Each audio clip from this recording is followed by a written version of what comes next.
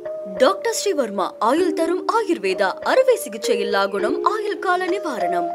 Yesterday courier private limited domestic international cargo உங்கள் இல்லம் தேடி வந்து கொரியர் புக்கிங் டெலிவரி செய்து தரப்படும். ஏற்கனவே இருக்கிற சட்டம் போதுமானது, புதிய சட்டம் தேவையில்லை என்கிற ஒரு கருத்து பரவலாக பேசப்படுகிறது. ஆணவ கொலைகளை தடுப்பதற்கென்று புதிய சட்டம், தனி சட்டம், சிறப்பு சட்டம் தேவை என்பதை கடந்த சில ஆண்டுகளாக வெவ்வேறு அமைப்புகள், ஜனநாயக சக்திகள் வலியுறுத்தி வருகின்றன. அவற்றையெல்லாம் இன்றைக்கு முதலமைச்சர் அவர்களை நாங்கள் சந்தித்து பேசியபோது கொடுத்த கோரிக்கை மனுவில் கோடிட்டு காட்டியிருக்கிறோம். குறிப்பாக இந்திய சட்ட ஆணையம், புதிய சட்டம் தேவை, இந்த ஆணவ கொலைகளை தடுப்பதற்கு சட்டம் தேவை என்று தேசிய பெண்கள் ஆணையம் முன்மொழிந்திருக்கிறது. The prevention of crimes in the name of honour and tradition bill 2010. 2010 இப்படி ஒரு மசோதாவை தேசிய பெண்கள் ஆணையம் முன்மொழிந்திருக்கிறது. அதை சுட்டிக்காட்டியிருக்கிறோம். அதேபோல 2012 சட்ட ஆணையம், லா கமிஷன், இந்த சிறப்பு சட்டம் வேண்டும் என்பதை வலியுறுத்தியிருக்கிறது. அதற்கென்று ஒரு legal framework, prevention of interference with the freedom of matrimonial alliances in the name of honour and tradition என்ற பெயரில் சட்ட ஆணையமும் பரிந்துரைத்திருக்கிறது. தமிழ்நாடு சட்டமன்றத்தில் 2015 மார்க்சிஸ்ட் கம்யூனிஸ்ட் கட்சியின் சார்பில் ஒரு தனிநபர் சட்ட வரைவை சவுந்தரராஜன் முன்மொழிந்திருக்கிறார்.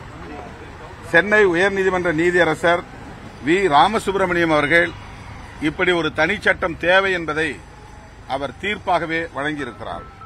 அதேபோல 2017 மாநிலங்களவையில் உறுப்பினர் Vijay Sai Reddy, the prevention of crimes in the name of honour and tradition and prohibition of interference with the freedom of matrimonial alliances bill என்கிற பெயரில் ஒரு சட்ட மசோதாவை, தனிநபர் மசோதாவை தாக்கல் செய்திருக்கிறார்.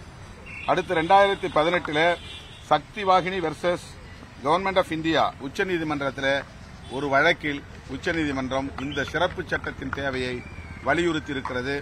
அந்த சட்டம் நிறைவேற்றப்படுகிற வரையில் மாநில அரசுகள், குறிப்பாக காவல்துறையினர் எவ்வாறு செயல்பட வேண்டும் என்கிற வழிகாட்டுதல்களையும் அந்த தீர்ப்பு விரிவாக வழங்கியிருக்கிறது. ராஜஸ்தான் மாநிலத்தில் திருமண இணைத்தெரிவு சுதந்திரத்தில் கௌரவம் மற்றும் பாரம்பரியம் என்ற பெயரில் குறுக்கிடுவதை தடுக்கும் வகையில் சட்ட மசோதாவை கொண்டு வந்திருக்கிறார்கள். 2023 the freedom of marriage and association and prohibition of crimes in the name of honour bill 2023. இந்த அனைத்தையும் நாங்கள் முதலமைச்சருடைய கவனத்திற்கு ரெஃபரன்சஸாக சுட்டிக்காட்டியிருக்கிறோம். எனவே முதல்வர் அவர்கள் இதை பரிசீலிக்க வேண்டும் என்று மார்க்சிஸ்ட் கம்யூனிஸ்ட் கட்சி, இந்திய கம்யூனிஸ்ட் கட்சி, விடுதலை சிறுத்தைகள் கட்சியின் சார்பிலே வலியுறுத்தியிருக்கிறோம். இது எஸ்சி அல்லாதவர்களுக்கு இடையிலான பிரச்சனை அல்ல, ஒட்டுமொத்த சமூக பிரச்சனை. எல்லா சாதியினருக்கு இடையிலேயும் இந்த மாதிரி காதல் திருமணங்கள் நடந்தால் படுகொலைகள் நடக்கின்றன. இது தமிழ்நாட்டில் மட்டும் நடப்பதல்ல, இந்தியா முழுவதும் நடக்கிறது. தேசிய அளவில் சட்டம் வேண்டும் என்றாலும் கூட மாநில அரசு சட்டம் இயற்றிக்கொள்ள அதிகாரம் இருக்கிறது என்கிற நிலையில்தான் தமிழ்நாடு முதலமைச்சரை சந்தித்து நாங்கள் வலியுறுத்தியிருக்கிறோம். மத்திய அரசு நிறைவேற்றலாம் சொல்லி கருத்து கேட்டா தமிழக அரசு வரைக்கும் பதிலே சொல்லணும்னு சொல்லியிருந்தீங்க. இது தொடர்பாக பதில் தெரியப்படுத்திருக்கிறார் தனிச்சட்டம் கோரி. பல மாநிலங்களிலிருந்து கருத்து சொல்லாமல் இருக்கிறார்கள். கருத்து சொல்வது என்பது ஒரு வகை, அது ஒரு புறம் இருந்தாலும் கூட தமிழ்நாடு அரசுக்கே அந்த அதிகாரம் இருப்பதால் நாங்கள் சுட்டிக்காட்டியிருக்கிறோம், வலியுறுத்தியிருக்கிறோம். 14ஆம் தேதி அமைச்சரவை கூட்டம் நடக்குது. 14ஆம் தேதி தமிழக அமைச்சரவை கூட்டம் நடக்குது. அந்த கூட்டத்தில் இந்த தனிச்சட்டம் குறித்து விவாதிக்க வாய்ப்பு இருக்கு. அது தெரியல, அதாவது அமைச்சரவையில் என்ன பேசுவாங்கிறது நமக்கு தெரியாது. இல்ல சரி, 9ஆம் தேதி நம்ம ஆர்ப்பாட்டம் அனுப்பிச்சிருக்கோம் தனிச்சட்டம் கோரி. இப்ப அந்த ஆர்ப்பாட்டம் நடக்குமா?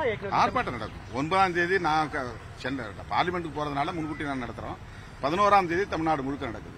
சென்னையில 9ஆம் தேதி நடக்குது. தமிழக அரசு தொடர்ந்து இந்த விஷயத்துல செவிசாய்க்காம இருக்கிறதுக்கு என்ன காரணம்? அப்படி சொல்ல முடியாது.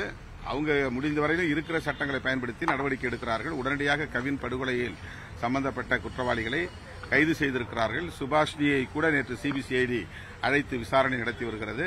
ஆகவே ஏற்கனவே இருக்கிற சட்டத்தின் அடிப்படையிலான நடவடிக்கைகளை எந்த பாரபட்சமும் இல்லாமல் முதலமைச்சர் அவர்கள் மேற்கொண்டு வருகிறார் என்று நாங்கள் பெரிதும் நம்புகிறோம். எது எங்க கட்சிகளை சார்ந்த சட்டமன்ற உறுப்பினர்கள் இது குறித்து நிச்சயமாக பேசுவார்கள்.